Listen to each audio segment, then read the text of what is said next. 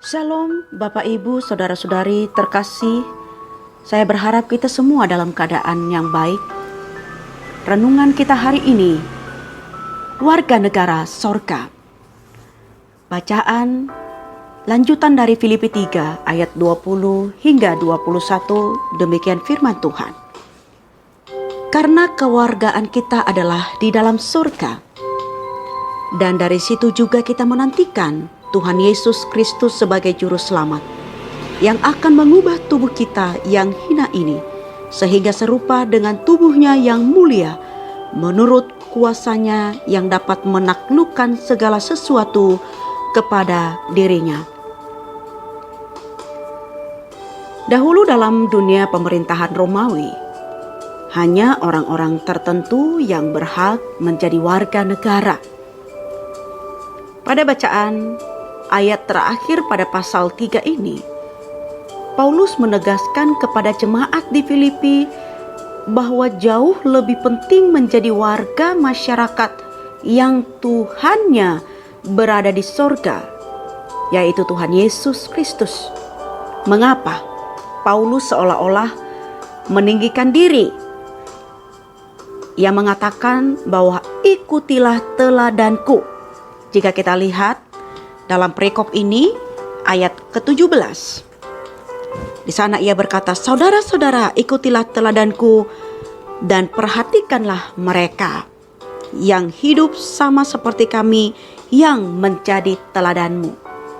Di sini ia bukan sedang meninggikan diri, tetapi ia mau supaya semua orang percaya di Filipi meresponi keselamatan di dalam Kristus dengan hidup taat dan memuliakan Tuhan seperti yang Paulus lakukan.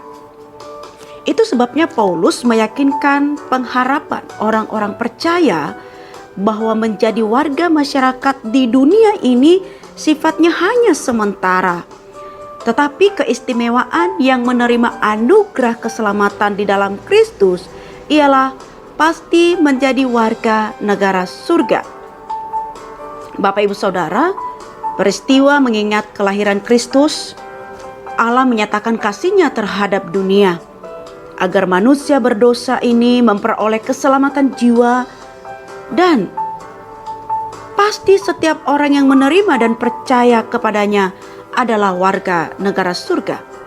Pertanyaannya untuk kita sekalian, seperti apakah sikap hidup orang percaya sebagai warga negara surga? Paulus katakan ialah yang hidupnya bukan seteru salib. Ayat 18. Yang hidupnya berfokus untuk memuliakan Tuhan. Ayat 19. Dan yang hidupnya berdiri teguh di dalam iman pada Yesus Kristus. Kiranya sepanjang merayakan sukacita Natal tahun ini, kita berdiam sejenak sambil introspeksi diri. Kasih kita dan semangat kita yang mula-mula terima Kristus kembali dibangkitkan. Terlebih hidup sebagaimana warga negara surga, yaitu bukan seteru salib Kristus, hidupnya memuliakan Tuhan, dan imannya semakin teguh di dalam Tuhan Yesus Kristus. Kiranya Tuhan memberkati kita sekalian. Amin.